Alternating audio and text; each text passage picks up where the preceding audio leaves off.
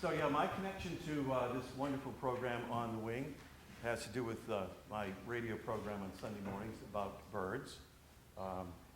Tomorrow morning, among other things, we'll explode a couple of myths about hummingbird migration. And one of the famous ones is that hummingbirds cross the Gulf of Mexico by riding on the backs of geese. Not true.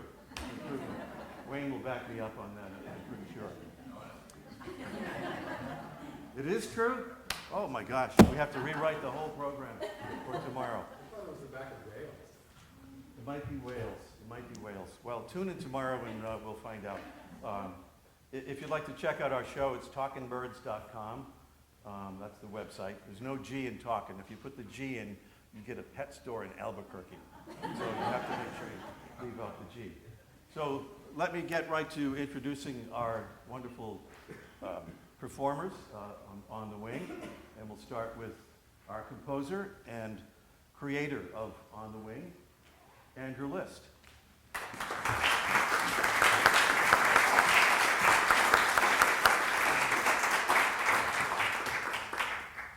Our bird expert, Wayne Petersen.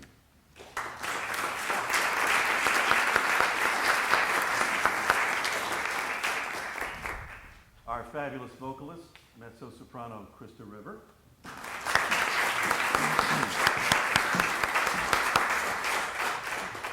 Our pianist, who is from a wonderful birdie country, and I only found out this a few minutes ago, from Belize, George Lopez.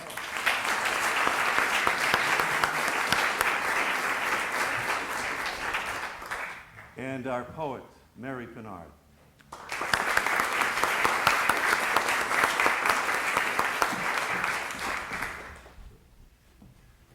On the Wing, ladies and gentlemen, and here's Mary.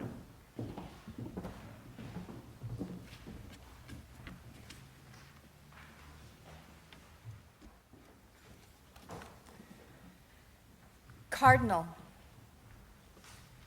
On a sizzling summer afternoon, everything still as stone. Even the churring cicadas were mute. I was sitting in the shade, taking sanctuary from the heat, when I saw him land at the bird bath. In the lazy haze, a shock of red and that square black mask. I'd seen him many times before, feeding in the grass or singing medleys on a wire. Thought I knew what to expect. Beauty in bold contrasts. But this was something else altogether. His quick step through the watery mirror, then flap, plash, a fabulous effervescence, wings like jeweled fans, opening a spectrum of hues, from crimson and wine to violet and pink, then magenta, auburn, and carnelian too. This rainbow of reds, oasis in June. Crow. Expert town crier, I am guard extraordinaire.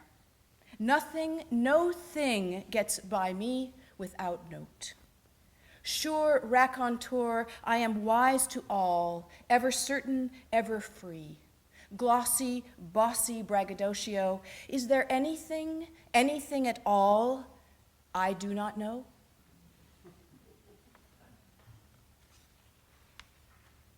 Goldfinch. Oh, goldfinch, some call you wild canary, triller, free spirit, acrobat, how you dangle upside down, yellower than the sunflower you mirror. Some wish to cage you, but clever nomad, you carry black bars on your back, an ever-fleeing tease, dear me, see me. Pileated woodpecker, throwback, wild laugher, I tear the veil of morning mist with a raucous repertoire and shake down the silence with my skull-cracking carpentry. You can trace my famous appetite in the oblong holes I dig in trees. Even my tongue has old tricks in store. It's sticky and extensible to find ants and ants and ants galore. My high-hat red crest looks arch and royal from afar, and if late last week you hadn't spotted me with my toes zygodactyl, you'd have thought I were a lone pterodactyl. Duck family. Given their beauty and various traits, geese and swans are members too. The guest list for an affair of ducks would reach as far as Timbuktu. There'd be wood ducks and whistlers, shovelers and teal, the hooded mergansers, pintails and scops, add long-tailed, buffleheads, harlequins, blacks, plus golden eyes, scoters, mallards, and masked.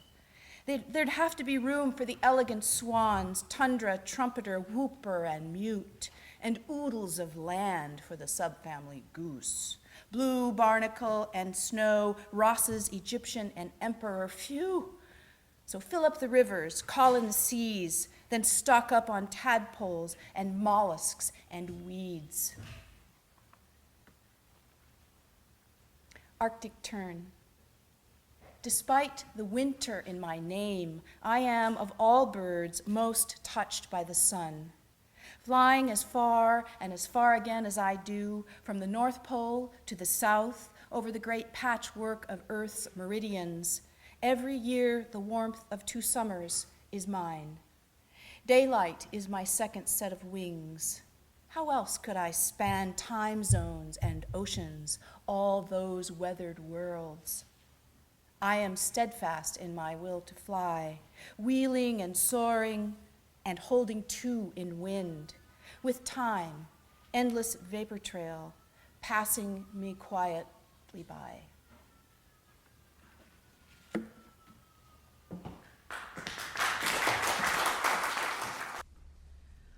Eye to the sky, this bird bath in spring. Open welcome to aerialists. Land here, step through the threshold. Across worlds.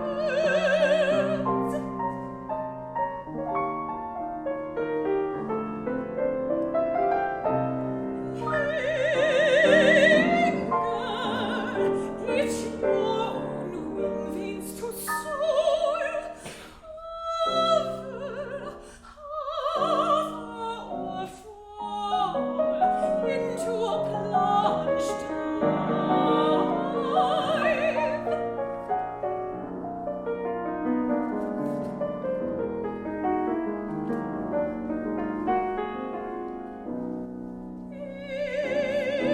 It's your own matrix,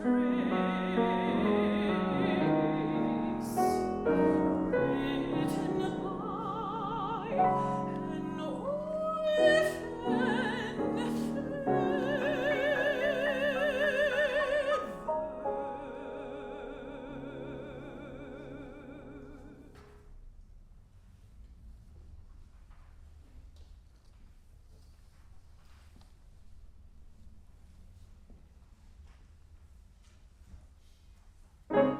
in, just in, now out, off, up, but back in,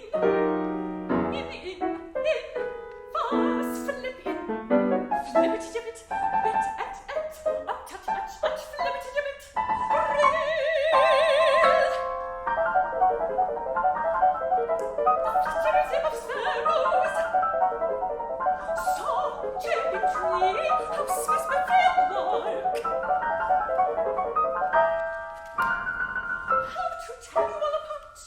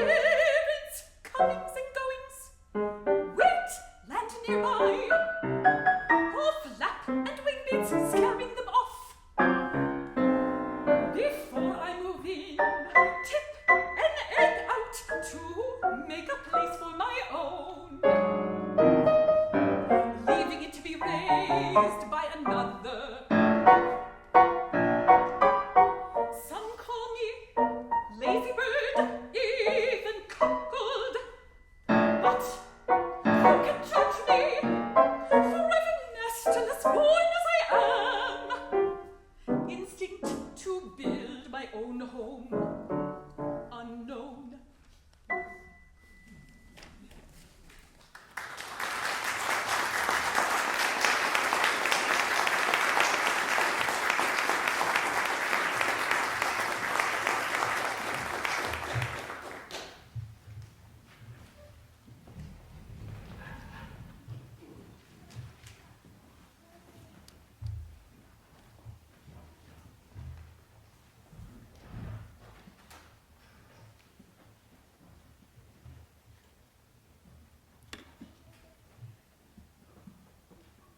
Well, I've been very fortunate to be included on this program with such talented artists as you've already heard from. My shtick, as it were, is a little different. I'm going to talk a little bit about bird migration, which is sort of an umbrella activity for a great many bird species. And accordingly, at this time of the year, it's very timely, I think, because as you can gather from the subtitle here, every spring, literally millions of feathered travelers are making their way northward. If we look at this map of the Western Hemisphere and the arrows and the many figures and so forth and so on, one gets the sense the Western Hemisphere, and we could just as easily spin the world around and look at the other half, is a very busy place on a seasonal basis as birds come and go to and from, in most cases, breeding or wintering quarters. And the variety is significant.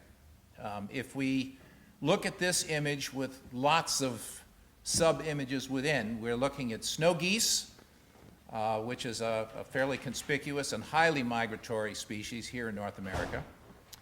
In the foreground, there are blackbirds and there are sandhill cranes.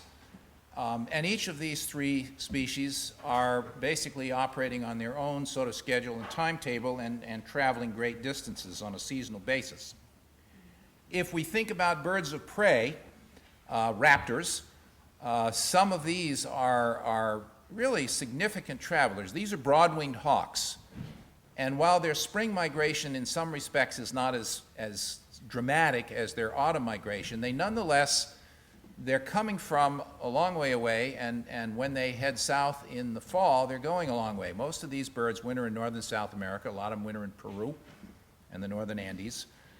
The interesting thing about some species, like broad-winged hawks, is, particularly in the autumn, they have a very telescoped migration, so that on the right day in the middle part of September, sometimes it's possible to see literally thousands of broad-winged hawks kettling, as it's termed, as you see in this picture, taking advantage of rising warm air thermals before they begin to glide south at great speed until they pick up another thermal.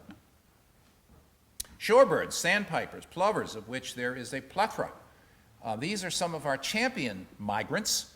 Most of them breed in Arctic and subarctic latitudes, and a great many of them winter as far south as Tierra del Fuego in the cone of southern South America. So they're literally crossing the equator and going 2 continents worth of travel, but they're not soaring around the way broad-winged hawks do. They're trucking all the way. And then ultimately, the most colorful of all, these are the ones that, for the birders in the room, or even for those of you who may just know a little bit about birds, this is what everybody's waiting for. This is where the curtain call is about to come, because in the first several weeks of May, we get this great volume of some of North America's most spectacular species, the warblers. And there's, lots of different kinds. There's about 30 some odd that we can regularly expect to see here in New England during the course of a season. Black-throated green warbler, black-throated blue, the two on the top, chestnut-sided warbler, Nashville warbler on the bottom. And this is just the tip of the iceberg in terms of the great variety of colorful migrant birds that we're going to soon see as the month of May approaches. So why do they do this? Why do these birds, in some cases, literally travel from one end of the world to the other? This is a great question. And there's a lot of different ways to think about it. We can think about it from an ancestral, long perspective. Many glacial epochs ago, everybody's all excited about climate change right now. Well, remember, we've gone through a series of climate changes over time. And bird and animal species, as well as plant species, have had to adapt to dramatic changes in circumstance. Remember, at one time, 10, 12,000 years ago, we were under about a mile of ice right here. That's fairly substantial climate change. we may have thought we were going to have to do that this winter, but mercifully, there is some bare ground now. But the bottom line is, in response to this climate change, birds gradually over time began to evolve behaviors that ultimately were inculcated into their genetic genome that basically tells them that they have to make provision on a seasonal basis now. So what we find in winter and summer is a recapitulation of huge spans of time between glacial periods and interglacial periods when populations in some cases went extinct, or they responded by moving north or south, and they still do that summer and winter. Obviously, food is a driver in much of what animal activity does and how things respond. So obviously, in terms of migratory birds, they're having to manage food resources which in many cases are seasonally available. So if you're something that feeds on arthropods and insects and spiders and things in the summertime, wintertime, those things become very hard to get. So you have some options open to you, one of which is to leave the country. It's like a lot of snowbirds that go to Florida and Arizona and Texas in the winter. They don't want to spend the winter in New England. But birds do it largely because of a need for food. So these are some of the bigger picture things that affect these comings and goings and have forged it over time. Something that's always surprising to a lot of people is the fact that many bird species, especially songbirds, travel at night.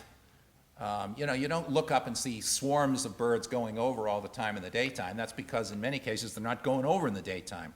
They're traveling at night. And there are a lot of reasons why it is safer for them to travel at night, but one of the obvious pieces to the whole mystery is how do they find their way? So some of it is genetic. This is information that has been incorporated, as I suggested, into their genome over millennia.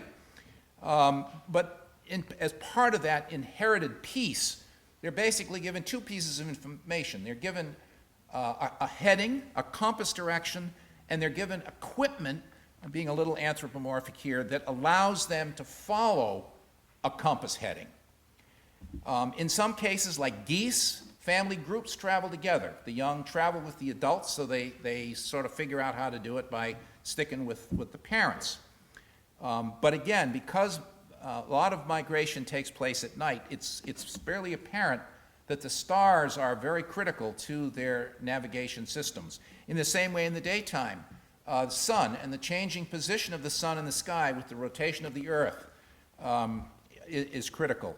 Leading lines, coastlines, mountain ranges, magnetic fields. Some of the early work with pigeons has determined that in fact a great many organisms, including things as basic and simple as plankton, have magnetite in their cells.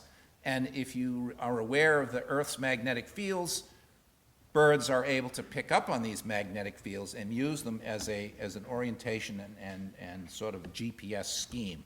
And for certain seabirds and things, even odors. Some of the most interesting work, early work on migration, was done in planetariums, and this is where we were able to demonstrate that you can really mess migratory birds up in a planetarium by seasonally altering the configuration of the sky, so that through registering their activity periods, you can determine that they may be wanting to go in a different direction than we all know. You know, in the spring, most birds want to go north, and in the fall, they want to go south. You can get them wanting to go the other way by altering their perception of what the night sky is like. In the same way, if you can picture sort of that aircraft view after you leave Logan and do your several maneuvers and then head wherever you're going, you can look down and you can see the coastline. In the same way that broad-winged hawks can follow the Appalachian Mountains because they're using thermals that are coming off the ridge tops, and they're literally following airways that in fact conform to geographical features on the ground.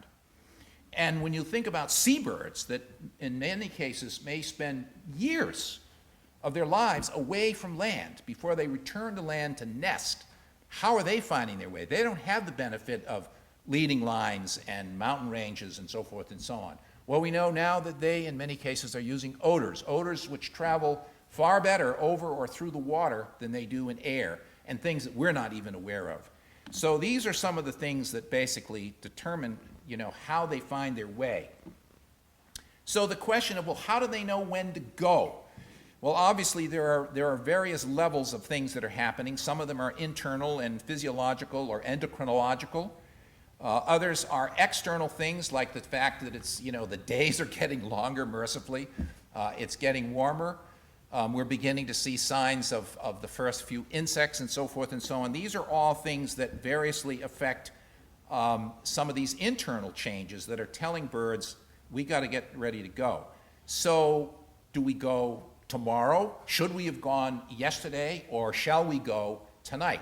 So these are factors that in many cases are influenced by changes in barometric pressure, shifts in wind direction, fundamental changes in temperature, increased temperature at this time of the year, switch in the winds to the southwest. These are the features that are going to escort birds sort of in that fundamental northeasterly direction here along the Atlantic coast that many birds want to go.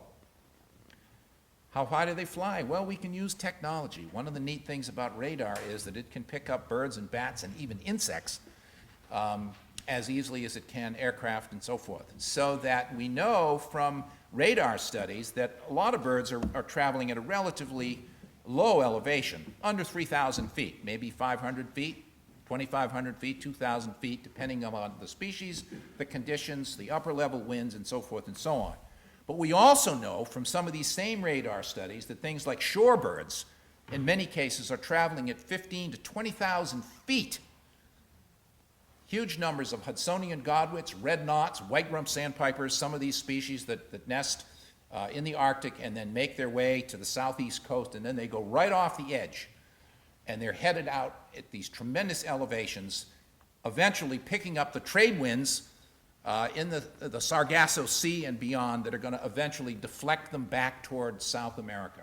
But they're doing this way, way high up. They're not flying just over the wave tops. We know that some species like bar-headed geese regularly migrate over the Himalayas. They fly over Mount Everest. And the speed at which they travel, again, little birds don't fly very fast, but some other birds are able to really truck along. Some of these shorebirds and things, peregrine falcons that leave from Nova Scotia, they don't have to go to Cape Cod if they don't want. They can go to Cape May, they can bounce off the Outer Banks of North Carolina, and eventually make their way down into the Caribbean before they reach South America for the winter. They're strong flyers, and they're capable of traveling at speeds far in excess of the 15, 20, 30 miles an hour that little birds go. So if you think of this finch here, and think that this is a species that would travel at a fairly low elevation, but these bar-headed geese, these guys are really up there. And you think about the physiology involved, the oxygen debt, the temperature change, the physiological changes that have to occur inside their bodies. It's like thinking about whales and some of the Antarctic seals that dive so deep. How do they do that without getting the bends, without getting crushed?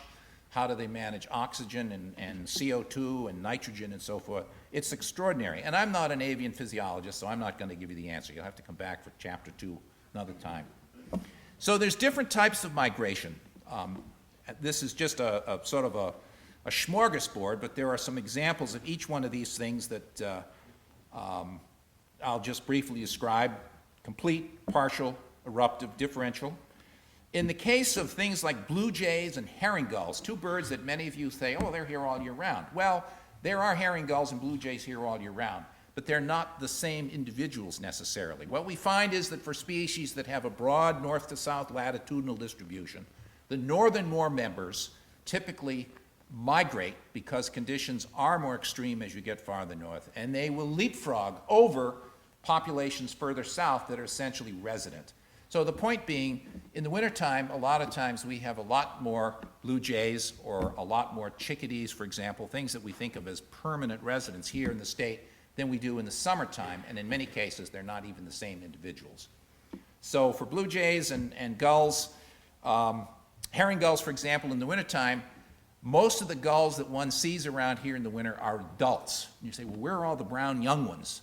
They're further south. You get down to Florida, mid-Atlantic states, you see lots of young gulls because they go farther south in their first year. It's taken them 4 years to mature. They can do the same thing that a lot of human kids do: hang out, find themselves, wander around, not do anything particularly useful for the first several years.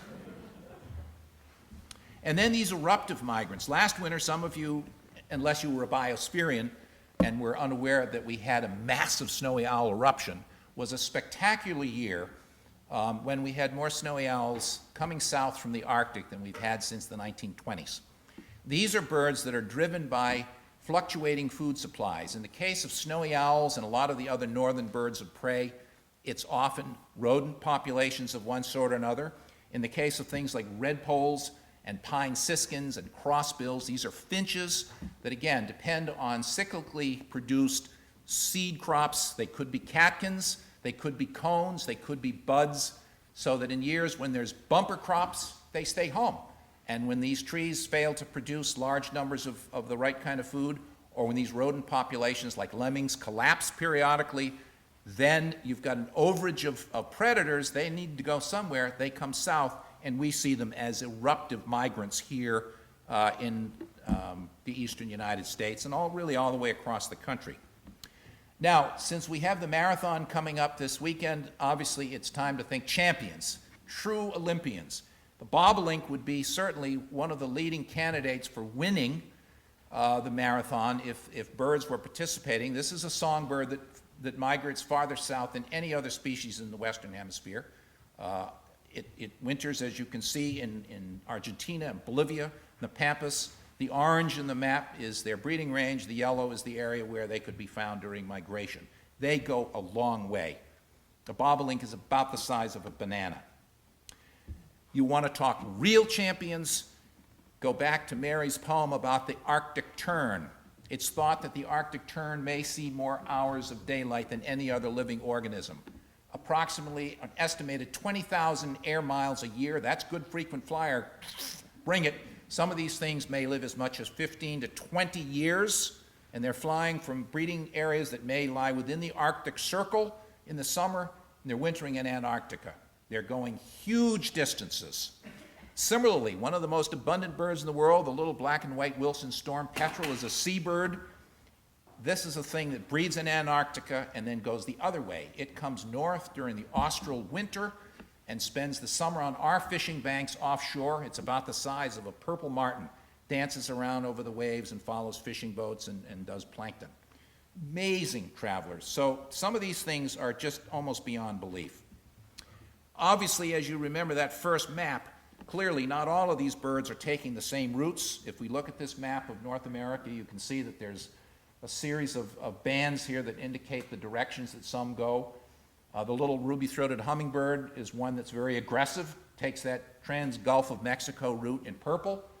The Hudsonian godwit is the shorebird I mentioned, the blue band. A little warbler, the black-poll warbler, some of you may have read a few weeks ago, there was an article in the Globe about a study that was done where they were marking black-poll warblers and determined that, in fact, these guys fly nonstop from New England to Venezuela for the winter. Some of them go down through peninsular Florida, others go down through take the conservative route around the Gulf of Mexico, and then there are some that aren't even shown on this map that fly from western Alaska nonstop, read my lips, to New Zealand. And we know this because we put transmitters on bar-tailed godwits and been able to show that they're capable and routinely do this. So how do we know all this? Well, bird watchers through the years have been very valuable in terms of the contributions they make systematically, recording information about migrants, you know, when the first ones arrive, when the last ones are seen, when the most were seen during the course of a migration. It's kind of a bell-shaped curve type of thing. But through the years, they've contributed huge amounts of information. Others, a somewhat earlier technique was something explored by an ornithologist at Louisiana State University, George Lopez, who investigated the concept of moon watching, whereby putting binoculars or a telescope on the moon, when you have full moon, you can see migrants passing in front of it at night. It's a fun thing to do. If you're patient, it can get a little tedious, but if you're in places where the migrations are often concentrated, it's a little bit more stimulating in that you get to see more birds. And while it can't tell you what kind of birds necessarily, it can give you a sense of the direction they're moving. Bird banding, on the other hand, has been a much more lucrative way of trying to get a handle on where birds go, where you individually mark birds with bands, individually numbered, and in some cases colored so that they can be recovered if the bird is caught or if it's found dead, or in some cases it's possible even using numbered flags and alphanumeric bands that are large enough you can see them through binoculars. So we've gotten a huge amount of information on the comings and goings, And it's one of the ways that we found out that, in fact, the hummingbirds don't fly to South America on the backs of geese.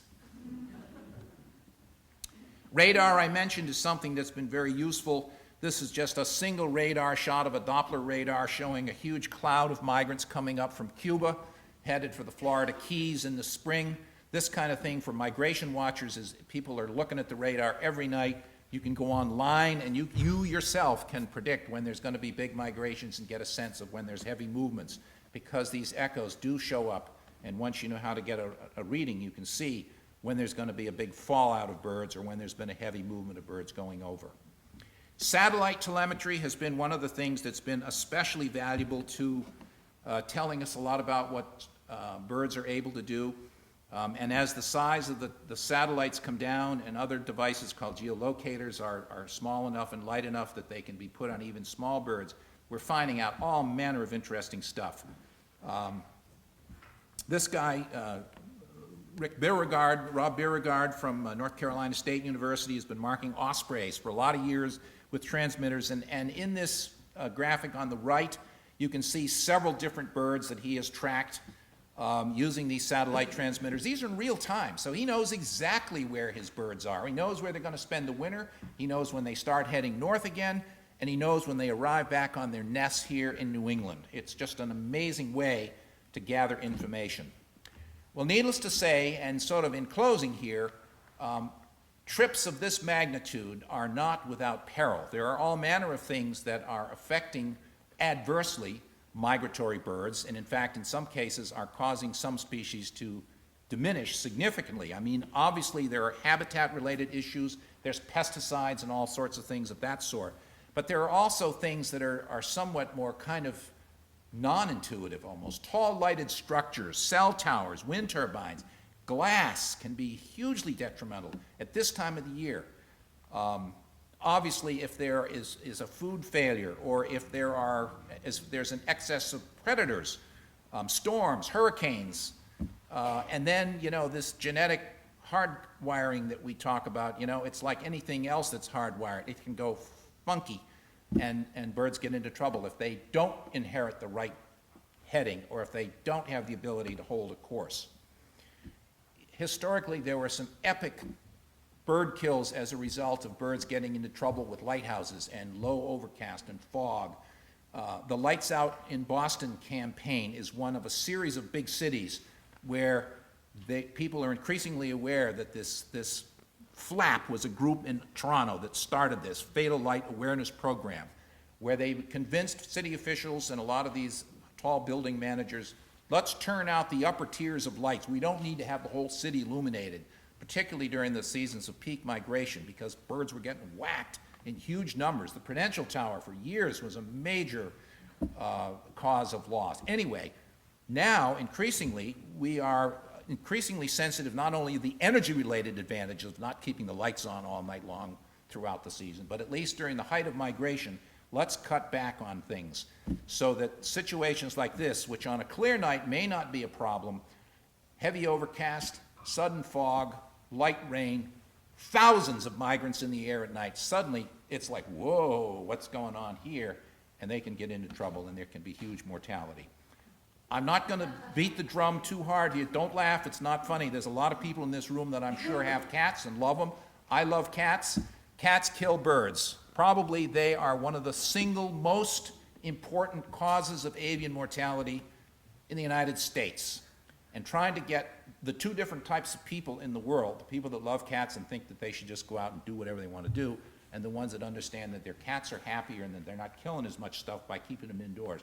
That's basically where the line is drawn. All I can say is I would encourage you, if you have a cat, keep it indoors. The cat will be better off, and certainly the things that they're likely to go after will be. So, we're only a couple of weeks away from when it's going to happen. I would encourage all of you who have an interest in birds, get out there, do it. Thank you.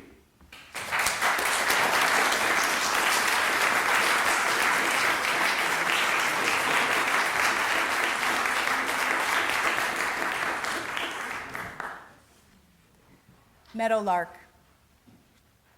Out of the prairie grass, endlessly wavering, out of the asters and gentians and flax, over the hillocks and over the lowlands, up through the blossoming clouds in the sky, down past the floodplain, ever expanding, down through the soil, laced with deep roots, high like the wires braided with frequencies, deep as the wind at the edge of the dawn, comes the gift of your eloquent aria, flute-like with longing, plaintive and sheer, changing forever the way that I hear.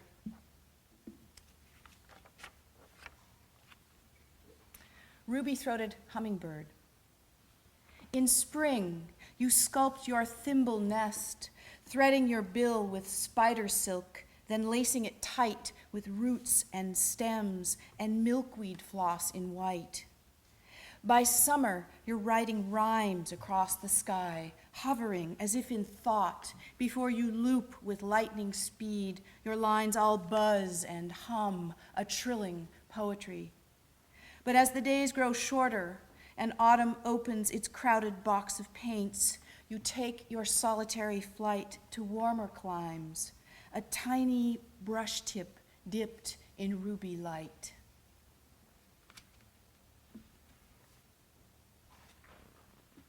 Northern mockingbird. As much as I like to hear your effortless ventriloquy, all matter of virtuosity, 1 minute you're a skylark or wren or jay, the next you're riffing on cell phones in the park.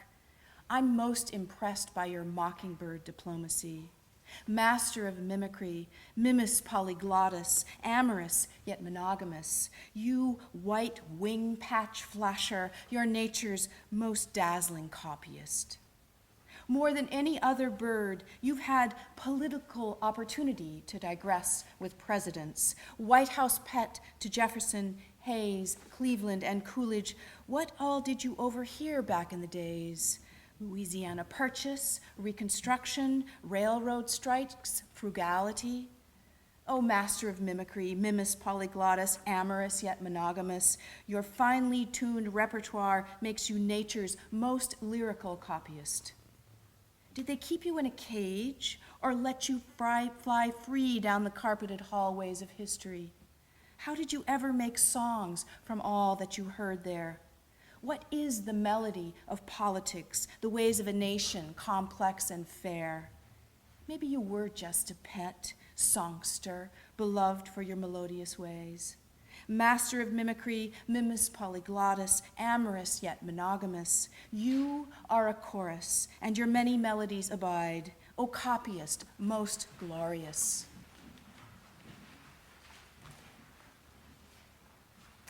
Sandhill cranes. Once, across a spring prairie, I saw a lilting, great feathered stilts leaping, 2 sandhill cranes in a love dance. It made me smile, gave me a memory of a lost love, uplift and kiss my once easy heart. Barn owl. Is it your silent stealth by night? How delicate serrations on your feathers muffle your flight? Is it where you nest, barn, cave, belfry, mine, as long as it's secluded, far from trespassing guests? Or is it your heart-shaped face, white ruff lined in gold, with eyes soulful, human-like in place?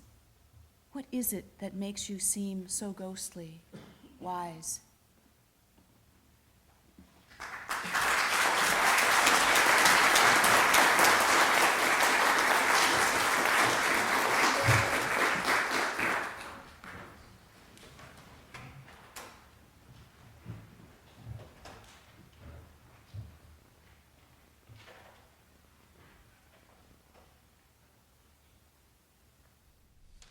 Legend has it that on the day I escaped from Noah's Ark, I heard these bold, bold calls. From the late summer sky, my blue-gray back, and from the heat of the setting sun, this chestnut belted breast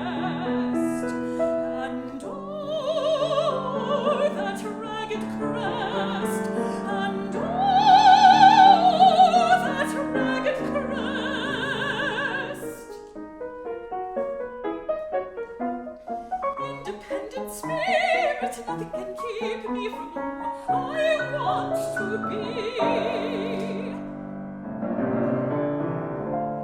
Fisher, flyer, as agile in water and air as on land where my mate, and I tunnel deep in a high river bank.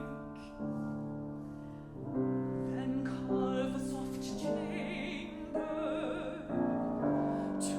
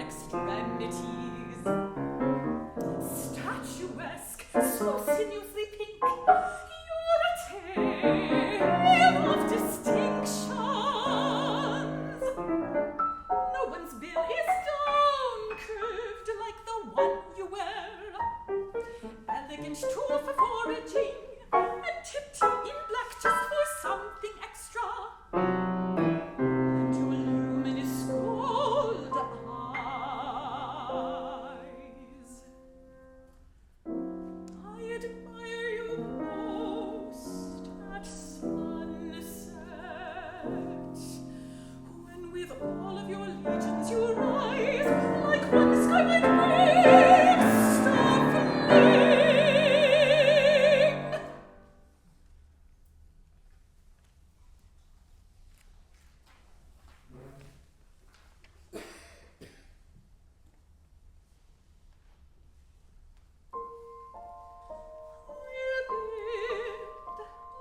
Nesting basket for you.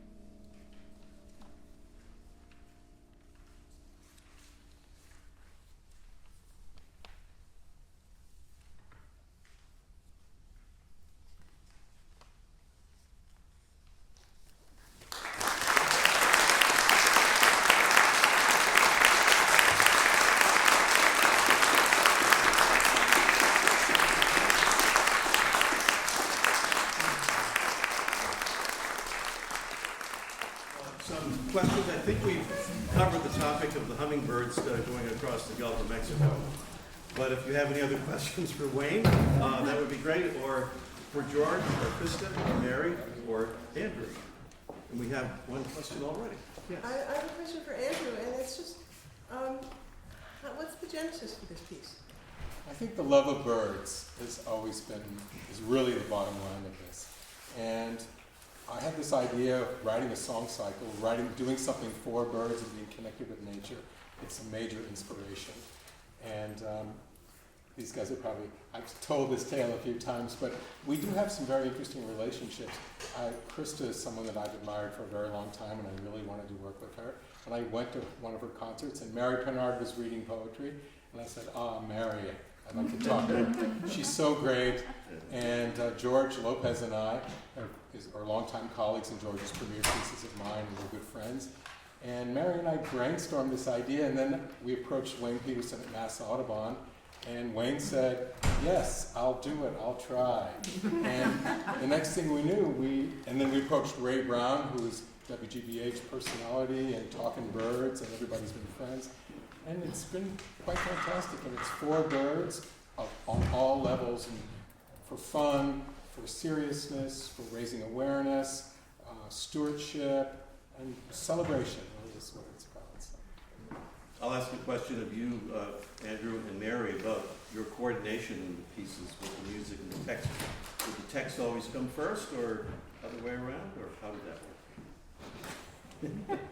Well, I think what happened is after we had these initial conversations, I started to generate some poems, and I would give them to Andrew, and sometimes he would say, oh yeah, that I can do something with that, and sometimes he'd say, yeah, there seems to be a lot of words on the page. There's not much room for, did you think there needs to be a singer and there needs to be music? And so I learned a lot about how different it is to write poems that are going to be born into songs later. So we had some really wonderful conversations, sometimes about the subject matter, which birds that we wanted to focus on, but sometimes more about technique. And I learned a lot about pulling back a little bit and creating space for the singer's voice. So it was a wonderful collaboration. It continues, actually. And I learned a lot too. I mean, I feel so grateful to Mary to make these incredible poems that she makes. I mean, no composer could be happier. It's a challenge to write 12 songs, really it is. And to have 12 different moods and topics, and the way it works out with Krista and George, I think really, as you heard, is pretty special. Sir, back there. Are you influenced by other composers who work with bird music? Should I be totally honest? No. No. I like to do my own thing. I needed to have my own imagination. I mean, I think my sound is influenced by certain composers. You know, I hear some French impressionism and things like that in this, but that's just a personal preference of something I like. But really, trying to be as original as one can be in the 21st century, I think I have my own sound. I wasn't listening to Messiaen, that I know about that stuff. And it's amazing what Messiaen is able to do. But he's also his own man, and it's hard to copy. Yes, ma'am? Yeah, so very obviously in the poem on the goldfinch, you integrated the bird song. But in most of the others, and this also is a question for the composer as well, it wasn't as obvious if you were integrating the bird song, though the behaviors and the flight patterns, all that was there. So how did you decide whether to integrate actually bird song into poetry and into the music? Well, I'll start and then I'll turn it over to you. Well, there was some more birdsong, but it got cut. So, for example, in the seagull poem, I really, really wanted ha ha ha ha, because that's what I hear when I see. You know, that's what I like about seagull. I love seagulls, gulls. Excuse me, gulls. But I think what I learned again from working with Andrew is that sometimes you don't need that in the language because it's in the music. And sometimes it depends on the bird. So, and I'm also, I want to be able to sing those sounds, and I'm limited. So, you know, so I have to be careful if I do sneak in some bird songs or sounds, that I can manage them. So I don't know if you have other things There to are say. some bird calls. I mean, the loon was written being out on a kayak with my partner, and we at the lake, and the loons were around us. And as soon as I got home, I wrote that loon poem, and I I remembered the pitch and I listened to it on tape, and I tried to emulate the loon call on the piano, which you can't really do, but because they scoop and they slide, but it is kind of in there. And I don't know, I don't think things have to be so literal. I think this is an elusive art we're working with. Not, if you want to hear absolute bird calls, then go to the Stokes or go to bird books or go out in the field and you will hear them. It's more spiritual than just imitation. It's more connection with the birds themselves. And I think Mary also, I like it when she sings her thing, but I had a hard time hearing Krista go ha ha ha ha ha. How'd you feel? Are you glad you didn't have to go ha ha? I don't know exactly how the ha-ha sounds. I might Try. will you We should work demonstrate me? together. Yes. No, You know how gulls go, they laughing gulls and stuff like that, and they like,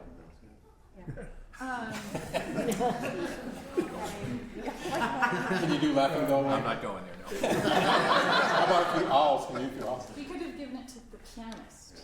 Oh, The ha-ha to the to pianist. the pianist, yes. So Krista, when you were learning the words to sing, did you consult with Andrew or with Wayne about these birds at all to learn a little bit more about what they sound like? I did. Yeah, I think I rehearsed, George and I rehearsed with Andrew and Mary a couple of times before we first performed them. And so we had some nice conversations about, they're both pretty avid birders, and George and I are not. They're still working on us, but and so we had a lot of questions for them about the birds, and there were some that I didn't even know how to pronounce the names of them, like Tinamou, and yes. So I had to. I'm thinking too of the one with the vulture. You talk about the bone. You sort of capture the flavor somehow of that. Yeah, I used to live in New Mexico, so I actually had a pretty good image of a vulture in my head. Other questions for any of our performers? I just have a comment. I think you captured the birds wonderfully in everything, in the poems and the songs, and it just evoked a lot of good memories for me of birding trips and birds we've seen. So I think it was great. Nice. Thank you. I'll make one comment related to definitely a spiritual connection with the birds is important, but I also brought for myself and my own approach to the sound of the piano a sort of direct connection with the size of the bird. I thought about the size of the bird. I thought about its movements, the quickness of its movements, in terms of how I might attack the keys. And we talked about, the text is there are parts of it that are actually quite onomatopoeic in a way. Just, little things here and there that I actually approached quite literally in terms of the piano. So I brought a little bit of the sort of the direct interpretation, in a more simplistic way, more onomatopoeic way. But then, of course, the tempo is what determines the sweep and either the grandeur, like in the eagle. I was flying with the eagle today. I just loved the eagle. Great, loved it. And you were amazing. Yeah, well, she was amazing all the way through. But the eagle just stands out so well. But Mourning Dove also, I think, I don't know a musical representation better of the dove than the one we did today. It was just spectacular. And it just, the Mourning Dove is as weightless as the eagle is weighty. So it's a perfect conjunction in the song cycle that I really enjoy.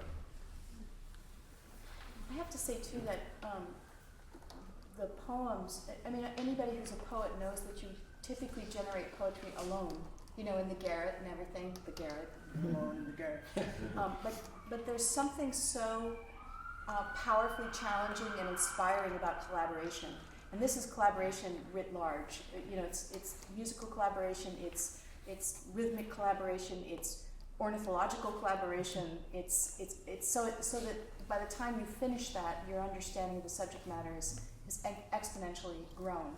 And I think people are so articulate about the ways in which that works and how different disciplines bring that to bear. So it's been a real, and also a challenge to make things not like, it's another poem about an eagle doing the same old stuff.